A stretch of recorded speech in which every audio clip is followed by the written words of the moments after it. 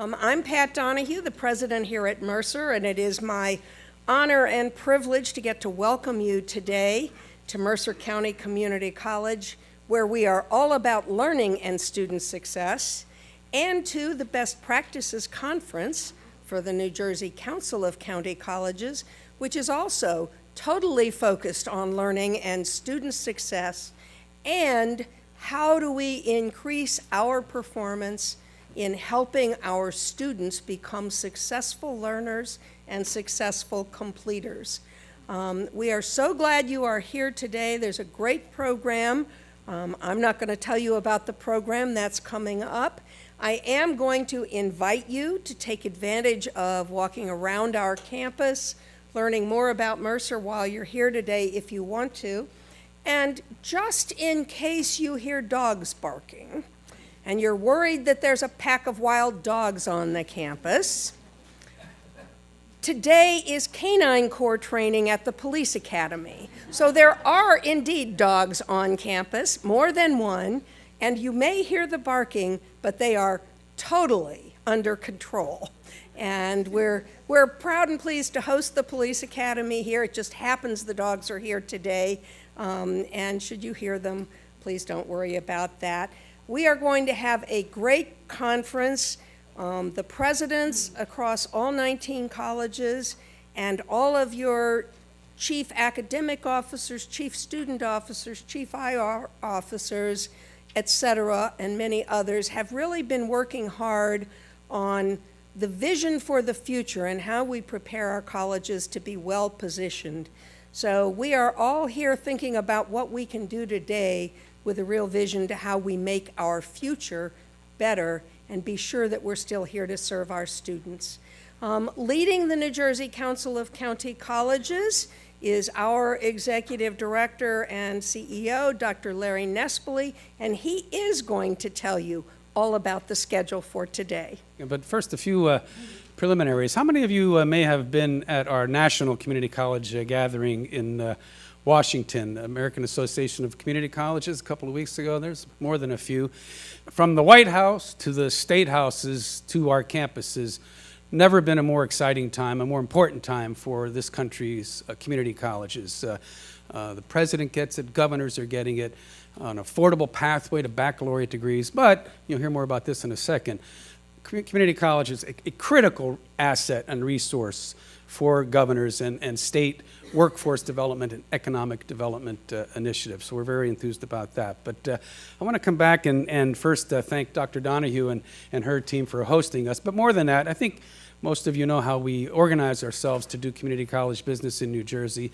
Each year, the 19 presidents get together and they elect one of their own to lead our team. And this year, Dr. Donahue has been the chair, and not that she would be counting days, but chair for a few more months still. But oh my gosh, tirelessly working on all of your behalf, from workforce development issues.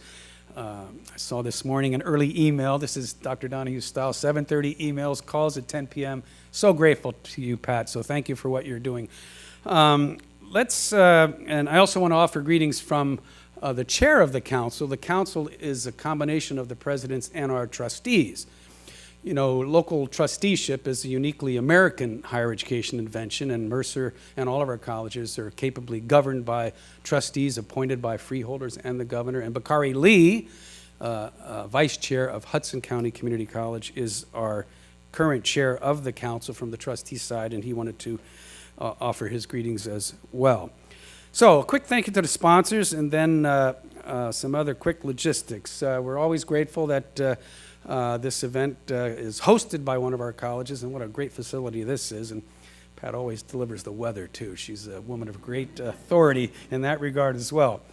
But we're also grateful to make this event available to you in a affordable way with the help of sponsors. And so we want to give them a shout out this morning. And Marcia Stoltman gave me the list here, and so I'm just going to read them off quickly. And I assume that if they are in the room, they'll let you know that they are. If not, you'll see them throughout the day. So we have an Olympic theme here, gold, silver, and bronze. And the gold sponsors are the College Board. Anybody here from the College Board? Or perhaps they're out manning their stations, so I'll just read these more quickly. The University of Phoenix, and wonderful, delightful way to start many of our days by greeting an old friend and colleague, Jane Oates. Is Jane in the room? There she is. Jane, you do deserve an applause. We had the pleasure of working with Jane when she helped to lead Senator Kennedy's team in D.C. and then Governor Corzine's team, and now as a colleague at the University of Phoenix. So welcome, Jane. Silver, we have with us today ING Life Insurance and Annuity Company, yes, and the Mass Mutual, and the bronze category, Equitable, Pearson, TAACCCT, and eScience Labs. And if Marcia's in the room, she'll tell me if I missed anyone, but I think that's it. That would be Marcia. By the way, let me brag on Marcia for a second. Marcia Stoltman has her own very successful business, and you're going to get a round of applause too. Marcia, stand for just a second, because I do want to, and Pat would want me to do this. We got to know Marcia when she was a trustee here at Mercer County Community College. So she's a successful businesswoman, but we're especially proud of her role in helping to grow this college. And you also serve, Marcia, I believe, with the National Association of Community College Trustees. So we've got a great partner in Marcia. All right, you've got the program. I don't need to belabor it, but we've got concurrent sessions running throughout the day, so you can sample this, sample that. By the way, this big best practices is one of those things in life where a tiny little seed was planted, and boy, it took hold, and what a great thing. Not all states do this. We've got 19 community colleges to come together. We do this in different ways in different places throughout the year, but the Best Practices Conference is really our featured event where the colleges come together and share best practices, but share energies, enjoy catching up with one another. And if you look at the program, and I know you have and you will, lots of wisdom being shared throughout the day. So starting at 9:45 and then throughout the rest of the day, we always like to conclude this day. It's become a tradition, and Dr. Donahue will be joined by a couple of our presidents, a concluding President's Roundtable. Now this year, I can promise you it's going to be especially interesting because Dr. Donahue, Pat, maybe 2 weeks ago now, 3 weeks ago, convened, and we do this every 6 months or so, a full-day President's Retreat. And these are busy people, you get that. And I think we had 17 presidents there, one ill, one out of town, from 9 to 4, and they all stayed. You know about Dr. Donahue well, you wouldn't think to leave. But it was a great day, and there's a lot of good updates from that retreat that you'll be hearing about. One of the things that makes New Jersey's community colleges especially special is this workforce consortium that was created, time flies, has it been coming up on a decade maybe? And so the idea here was to link the training expertise and capacity of the 19 community colleges together in one shop. Now, don't misunderstand, individual colleges, Mercer, they still have their own customized training expertise, but if there are companies or government agencies, we've done a great work this past year with Ambar's leadership in providing training to state government workers throughout the state. And so think about this, you've got 19 colleges, combined expertise, combined staff. If you are a business in this state or a nonprofit and you've got a training need, we can say with confidence that through the consortium, which can quickly access the 19 community colleges and their staffs and faculty and training expertise, you have a training need, we can help you.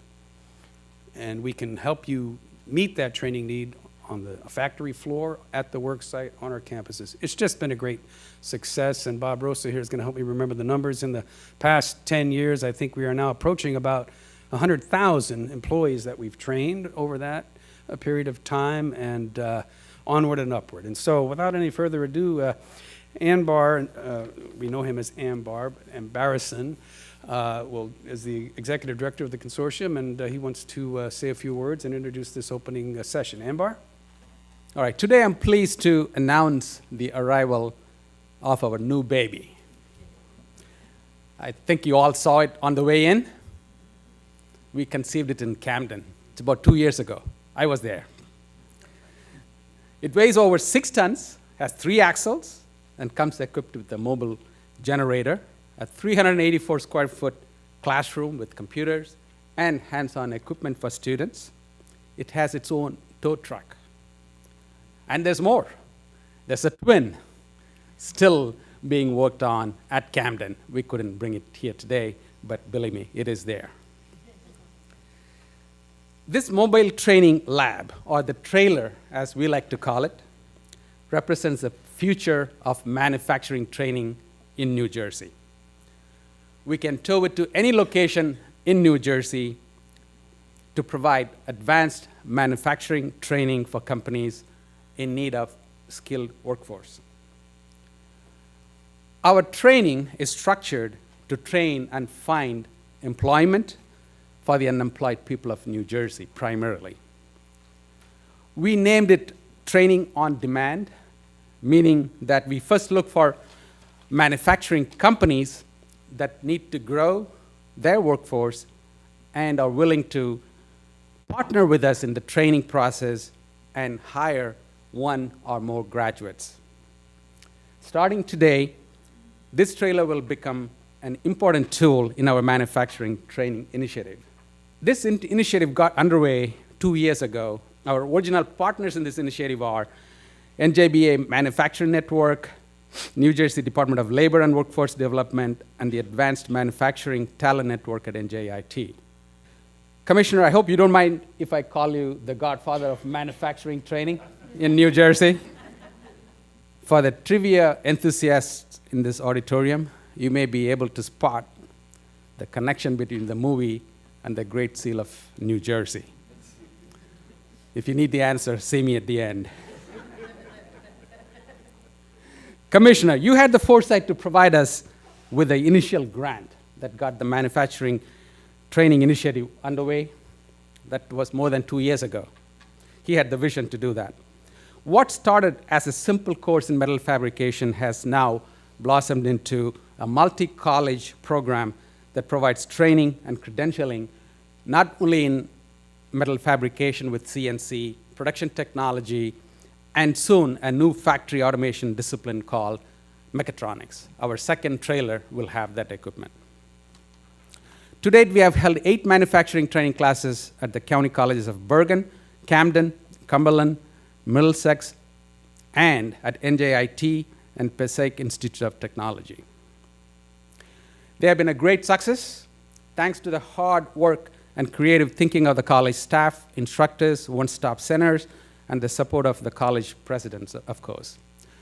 I'd like to recognize Camden County College staff headed by Dr. Roberts and Carol McCormick, Jacqueline Wallace, somewhere here, and most importantly, Kevin Schmidt, who really worked on last 2 months, 2.5 months, assembling the new baby. Of the 97 students who have graduated over the past 2 years, more than 78 have found jobs with local manufacturers. That's an 80% placement rate.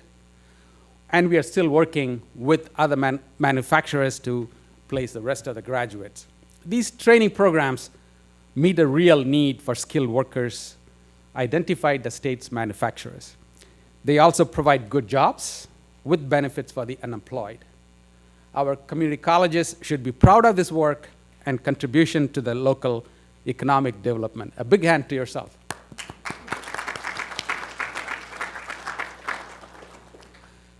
And it gives me great pleasure to introduce the Commissioner Harold Woods, New Jersey Department of Labor and Workforce Development. I used to be in his county when he was a freeholder in Sussex. He's a great supporter of county colleges. He used to be a small businessman. He makes the business as a central part of his role at the Labor Department, which is really refreshing. And I welcome to the Mercer County College. It is truly a pleasure and an honor to be here, and special thanks to Ann Barr and Larry, and of course Dr. Donnie for hosting us at the college. And it is exciting when you said we have a new baby. I also thought of Stephanie and Real from the BIA, who's due any day now. So luckily that works out well, as well as our trailer, and I'm sure it will. So Stephanie, thank you for being here. I know you're somewhere. I'm just there you are. And of course, Jane Oates, it's great to see, who I got to work with as commissioner when she was with the Obama administration for my first 4 years, and right from Lambertville, New Jersey, so that was great having a neighbor in D.C.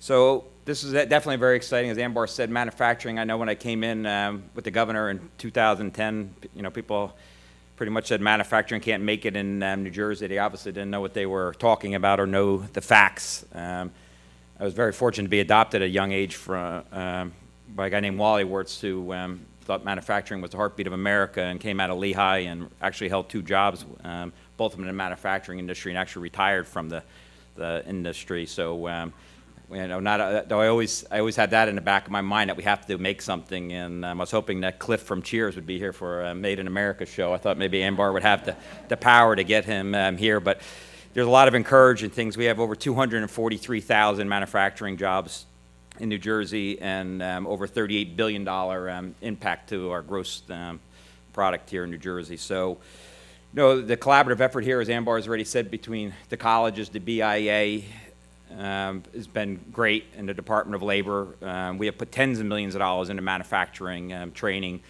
Why we know how important the college education is, and I've been a huge supporter of the community college as a freeholder for 10 years, and of course as commissioner, and also we have great state 4-year colleges and great private colleges. But the interesting thing is that I think our manufacturing training definitely was lagging and almost non-existing in a lot of places. And as I toured New Jersey when I came in, unemployment was near 10%, and I toured many businesses from Cape May to Sussex County. And one very discouraging thing is that as I had 400,000 unemployed people on one side, I would tour these advanced manufacturers, and there'd be help wanted signs all over the place. And you don't know how frustrating that is when you're cutting 400,000 unemployment checks, and yet you see people having a difficult time hiring skilled workers.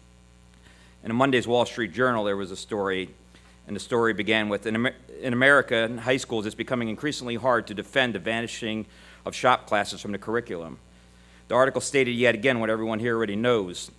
I want to quote it. Too many young people have 4-year liberal arts degrees and thousands of dollars in debt and find themselves serving coffee at Starbucks, working part-time in the mall. Many of them would have been better off with a 2-year skilled trade or technical education that provides the skills to secure a well-paying job.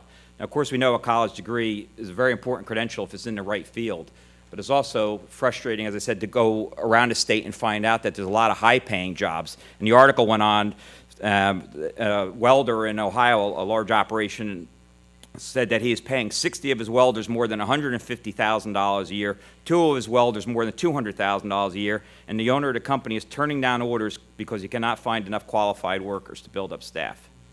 Now, look, I'm not saying the problem is that severe here. A lot of this is to do with the oil and natural gas boom, which again comes back because one of the biggest pluses for manufacturing right now is the abundance of cheap fuel and natural gas. So I know, we go around the country, and I know factually that we have the most talented, educated workforce in the country. Now what we have to do is make sure that we pick up and really increase our manufacturing.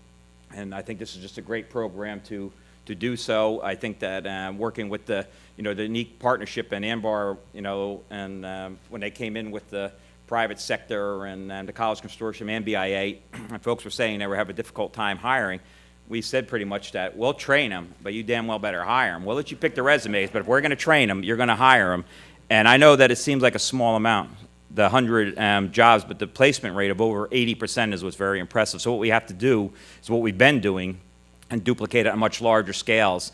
And recently I've been doing a workforce redevelopment tour with the workforce alignment tour with the Lieutenant Governor, and going to the different technical schools, and now we'll be going to the community colleges and the 4-year institutions too, making sure that the dollars that are spent are going where the job openings are. The Department of Labor knows where every single job opening in the state of New Jersey is. We know what county it's in, and we know in which company it's actually in.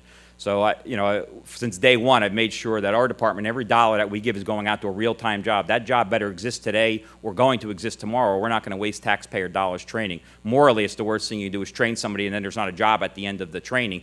But more importantly, it's just bad economics. And I pride myself for the last 50 months now of being a real steward of the taxpayer dollar and restoring our funds and bringing the training dollars to the actual job. So there's, I always tell people we did something real crazy at the Department of Labor. We actually asked the people who are cutting the paychecks what they're looking for and the skills. And I think a lot of times before we were training people and then hoping they got jobs afterwards. So look, we're working on all fronts. We're working with the four-year institutions. Obviously, we have a very good partnership with Anbar and Larry on the college consortium, and we're going to keep moving forward. We've made great progress.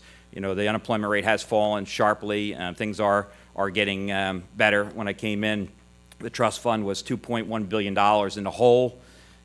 People had diverted funds from that, over $4 billion. I'm proud to say, actually, I'll be testifying in front of the Senate May 1st. The trust fund will be solidly and consistently in the black and 2 years ahead of projections. So the trust fund will be there for the people in need. But more importantly, by our broad efforts that I instituted in February 2010, we got the trust fund into black temporarily on November 8th, which resulted in a $322 million tax cut for New Jersey employers. And by getting this fund in the black, each continuous year starting 2015, it'll result in about another $200 and some million tax cut automatically for employers that nobody in Trenton or any politicians in Trenton will be able to stop this tax cut, which is the good news from us. So they'll be able to